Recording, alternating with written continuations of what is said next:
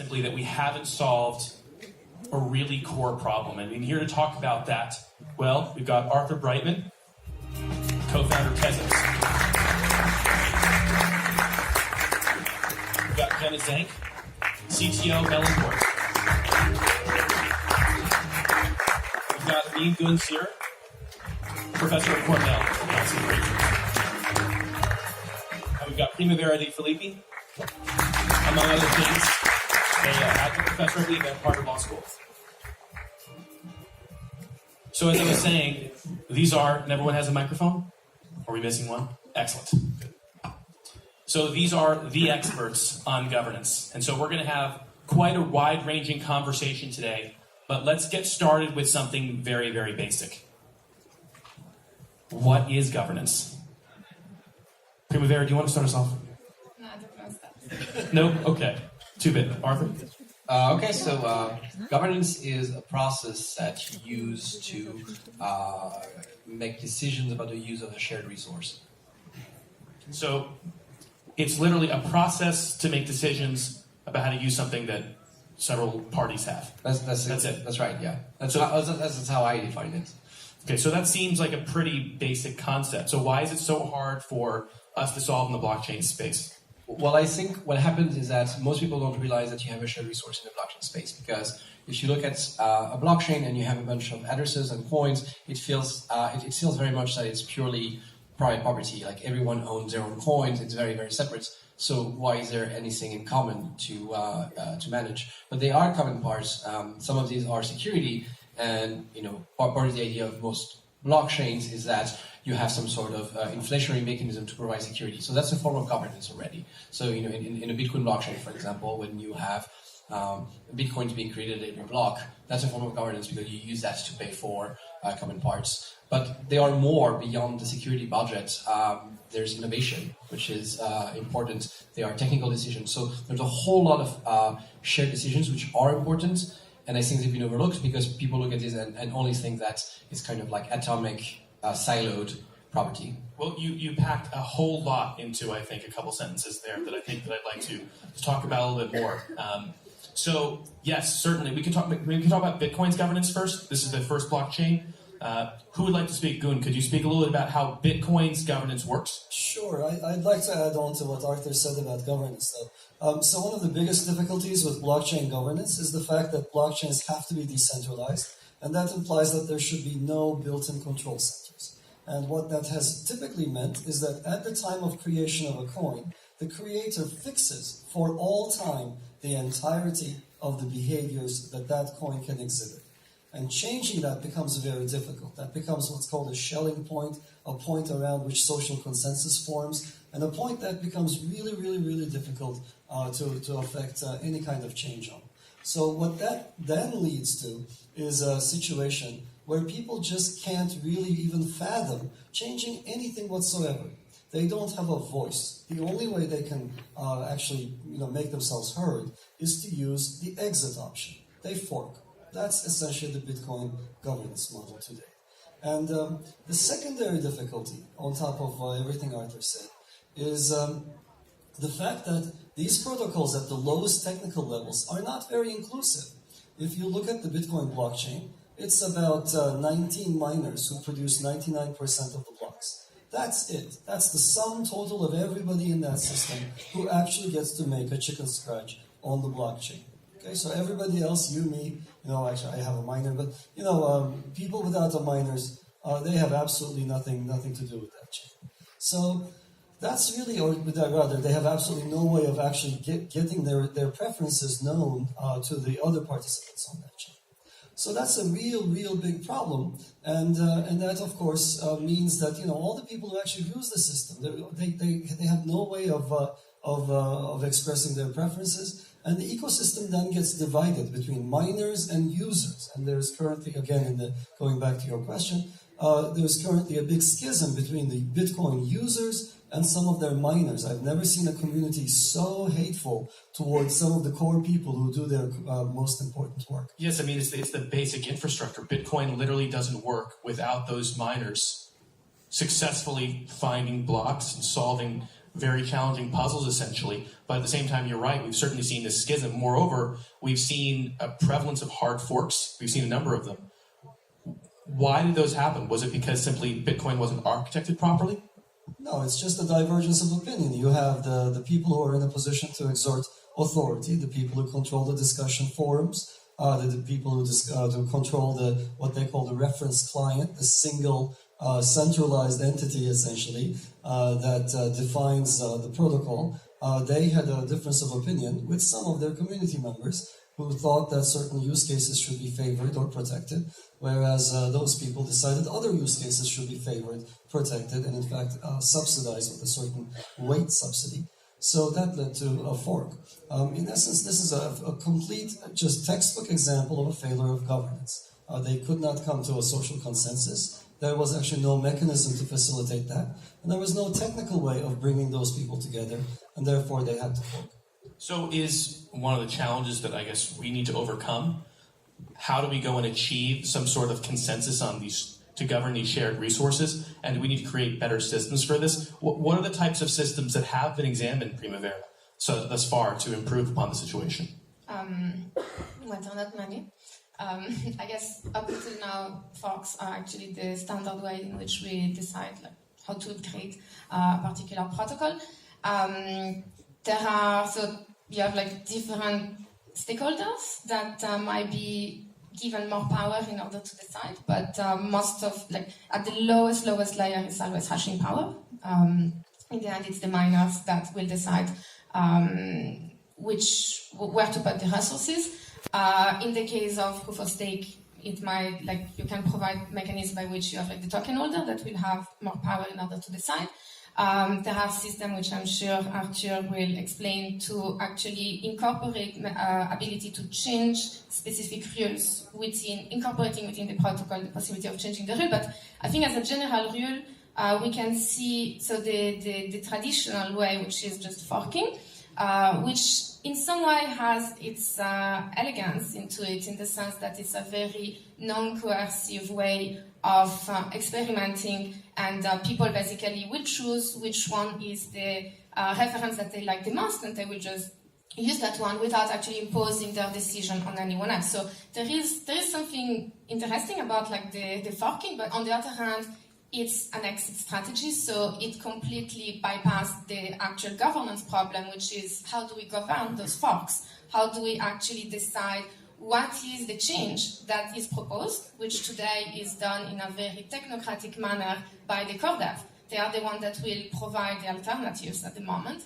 And then the question of how do we ensure that there is a sufficient amount of people that there's a consensus around one particular implementation, because if everyone keeps forking, eventually then you lose the value and the security of the network. So the forking mechanism is interesting because of the feature of non-coercion, but it can only happen when there is either a strong consensus because it is a technical upgrade, but then we encounter, especially when you have contentious fork, that there starts to be a split. And then how do we actually, the real question is no longer about the fork, is how do you govern and manage that particular decision as to where the fork should go. And the second one that I think is also a very interesting approach is, so the forking, the governance via fork is kind of the horizontal mechanism. So the idea is that we create alternatives, and then those alternatives will compete with each other, and then people will choose the one that fits their preferences. And then another mechanism, which is also interesting, is to actually rely on a vertical type of governance, so keeping the underlying protocol as this kind of constitutional thing that should be very, very as immutable as possible, and that should involve very few governance questions, and bringing up the governance question at the higher layer. And so you create those layer 2 applications. So in the Bitcoin you have Lightning Network and things like this. And in that case, instead of making competition between the different protocols of the blockchain, you can create competition at the different layers on top of the protocol. So those are two different approaches. Each one of their benefits and their drawback, but I think the governance by fork is a problem to the extent that unless like some very specific cases in which it's absolutely necessary, or where there is a consensus that it's just a technical upgrade and everybody agrees, so it's not a contentious fork. But in the case of contentious fork, it should only be done on like very few cases because it's actually splitting the network. Whereas the layer 2 system of governance is more interesting when there is contentious, because then you can experiment assuming that it is actually possible to do it on the second layer. So, I mean, thank you for that. That was an extraordinary definition, I think, of the various approaches that we have, and certainly, Arthur, we're going to be digging into quite a lot. But Jenna, Melonport believes in, I think, the principle-based approach that was discussed earlier. Can you describe kind of how that operates and kind of how, well, you expect, well, you want the Melon protocol to stay, but the Melonport itself will be irrelevant within a couple of years? Yeah, sure. So just to bounce back on what you said, I totally second what she said on forking, which is it is one of the only options that we have, but it's already a great option, meaning that if you take governance as a way to make decisions on shared public infrastructure, it's already some amount of freedom that you have. You can exit, you can go into this kind of like parallel world. And just to make that clear, today, if you're in a state, a government state, you don't have the option to fork. So it's already an improvement over what we have today. You mean in the real world? Yeah, right now, if you disagree with what, I don't know, the French government is doing, I can't fork the government, right? Right. So if I disagree with what Ethereum is doing, I can decide to fork. Then it's a question of are some people going to follow me? In what amount? And I think it's already a great thing, just to be clear, but it's not enough, because when you fork, you are also losing this network effect, which is also something quite powerful in the blockchain world. So that's why we are trying to find better ways to decentralize, to govern our protocols and networks in a decentralized way. So now coming from Melonport, Melonport is an infrastructure, a public shared infrastructure for asset management on the Ethereum blockchain. And the vision is that my company has developed this protocol for 2 years, but we don't want to remain the sole maintainer and, kind of like controller of that network. And we want that network to be decentralized and not to rely on our existence and our work to survive. The reason for that is because it's an infrastructure where people will be managing substantial amounts of assets. If we have control over that network, we could censor people that we don't like. We could change the rules on people who run their businesses on our protocols. We don't want to fall into that. But also, we believe that if we decentralize the protocol, we will end up with a much better protocol in the future. Because if there are many teams working on one network, then I believe that you will get a much better mix of ideas and visions and different perspectives. So that's also, I think, important in the decentralization kind of like movement, that we can get better things out of it. So one of the challenges that comes from that theoretically is that if you're handing the keys over to someone else or a group of persons, are you maybe handing it over to bad actors when you yourself clearly have higher principles? So who should, let's talk about this first. Who should have a voice? Who should have a voice in making decisions on something as technically complicated and as mission critical as basic infrastructure that we all share? That's an excellent question, and that's a question that we've asked ourselves a lot. And I think in any, when you're trying to design any governance system, the very first question is, who are the different stakeholders in our ecosystem? So who is, in Melon, for instance, we have token holders, we have users who could be asset managers or investors, we have developers, we have teams building other projects on top of the protocol. So that's like a lot of stakeholders. And when you identify those different categories of stakeholders, the next question is, who do you want to be able to have a say in governance, and why? And that's where people can take different approaches. You might want to give power to people who hold your token. You might not want to do that. We didn't want to do that. The approach that we took is to identify who were the most vulnerable group of stakeholder in our ecosystem, and to make sure that they are protected and they have a way to participate in the governance process. Although, as you said, it's also a very early and immature technology, and you need also technical expertise to be able to take informed decisions. So we made a mix of both. So Arthur, among other things, you recently had a vote on Tezos. Well, I would love to react to the should question, of course, as well. So I think it's like it's not the thing is like it's not about who should have a voice. It's not a should question. The reason you're doing governance is that is for very pragmatic reasons. You need to make you need to make decisions. But the opposite, and I remember a prominent people in the Bitcoin space saying, "Well, in Bitcoin we don't need governance. We just we just look at what technical decision is best, and we take that." And the problem is that that does not specify the implementation by which you arrive to what is the best decision, and then you need governance around that. But the point of the point of governance is you want to make good decisions. You want to have a system that's technically good. And I don't say if you had a ton of trade-offs, then it can become about like who do you represent as opposed to other people. And there are some trade-offs, but I think that most of the designs we have today are very far from the efficient frontier. And so by and large, it's really about how do we make good decisions as opposed to like who has a right to make a decision. It's not about saying like, oh, here's a warm feeling, the warm fuzzy feeling of feelings that you're part of the decision, you matter. That's nice, but like that's not the ultimate goal. The ultimate goal is you want to have a system that's efficient and secure, and you want to push towards these values. So I would say that a project should basically have values that it care about, and then the point of the governance system is to try to enact those values, as opposed to trying to kind of pull these values from your user base. But that's a very interesting thought, and I think you've changed the conversation a little bit. Gun, how do you react? So one of the most interesting things I think that's coming out of what we've seen in Bitcoin is the fact that a coin, at least in my opinion and in many people's opinion who've looked at this critically, a coin must have a governance mechanism. For if you don't have a governance mechanism, if you fall back to what Arthur was saying about, this like Bitcoin doesn't need governance, etc., what you then have is the tyranny of structurelessness. So when humans are involved, there is no such thing as a structureless human organization. There's always going to be some structure.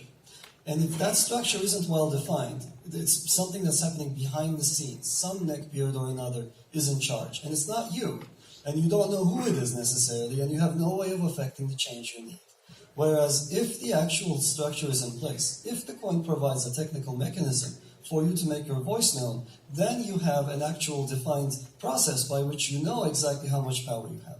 So that's one of the key things that guided us when we were designing the Ava coin, where we want every stakeholder to be able to say something, and we want we want everybody to have absolutely no uncertainty that if there is social consensus, the system will find it and will operate and will move to that new social consensus point. It's not going to be at the behest of some core dev. There is no such thing in Ava, for example. I detest that phrase. Core dev is a centralized term. It doesn't belong in this community. There is no gatekeeper. There is no Thamos. There is no moderator. There is no this and that. In essence, the mechanism should be there, and it should be as decentralized, as amenable to analysis as the rest of the decentralized coin you've got, or else you've got a joke on your hands. Okay, there. Yeah, I just wanted to add also to what Arthur was saying, that I think that to go back to your first question, what is governance? I think governance is also about specifying specific rules that will hand power to a particular type of groups at the expense of another type of group. So governance is about deciding who has decision power with regard to a particular sector. And I think that oftentimes, especially in the blockchain communities, we forget to account for the people that are actually affected by the decision. So sometimes it might be much more efficient to actually have core dev or to have token holders or miners to actually make a particular decision, because it's very easy to identify those groups, and it's very easy to create a formalized on-chain type of governance mechanism that will give power to them. And of course, they are the main stakeholders, so they are the most easily identifiable one. But if the decision that they are taking is actually affecting other people, then those people also need to be heard, because like mostly like the user, which we hardly ever hear about them. And I think that it's interesting too, because one of the important challenge that the blockchain has, especially like public pseudonymous blockchain, is that we cannot rely on this traditional governance structure that we are using in many countries, which is democracy, because we cannot really give one person one vote. And Well, therefore, Gun might have a couple of things to say about that, actually. sure. So if we do identify, without a strong identity system, it's very difficult to have one person, one vote. So either you need to find a way to either you need to rely on a centralized identity system, which in that case can create some issues, or you need to identify a decentralized identity system, which at the moment is very difficult to achieve. So actually, let's just talk about that, and then I would like to get into some of the recent innovations that Tezos has had. But actually, that's one of the things that Avalanche has, well, I guess certainly in their position papers have talked a little about, which is there's some sort of way of essentially assigning one person, one vote, or thereabouts. Approximating it, that's right. So it's very difficult, as Primavera said, to actually achieve one person, one vote.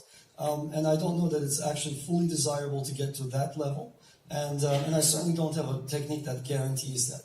But we have mechanisms in place in Avalanche that we are thinking of deploying, or at least experimenting with, whereby we extract from the crowd some notion of identity on a voluntary basis, and then mediate the amount of power people have, not solely by the amount of tokens they hold, but by identity. So that means that somebody who's a whale doesn't get to come in and just power over all the other users.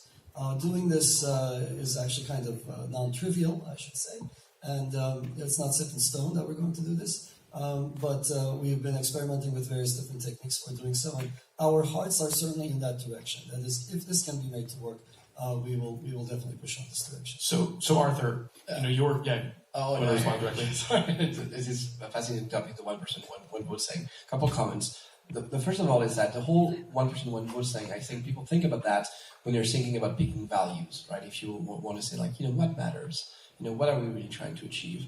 Then intuitively, you want to give one person, one vote. You don't want to raise that with funds. But I don't think that governance should really be about values. I think the values of a project are probably the most immutable part of the project. What you should have governance about is how is making the actual decisions in order to enact those values. And once you look at it this way, it's a lot less important to have one person, one vote, because you're trying to achieve something a lot more objective. The second thing is that one way of having something that's closer to one person, one vote is to just have a very large supermajority threshold. So in Tezos for a vote, for example, the majority threshold is 80%. That's to say there's a quorum has to be 80%, correct? There's a quorum, but also the yes must be 80% more than the no's. And so if you have 80% of the tokens, that's not 80% of the people, but it's still going to be a big chunk. Absolutely. That's still going to be a big chunk of the people. So at least that there's a lot of people who are in favor of this. So just by having large threshold, and the reason you can do that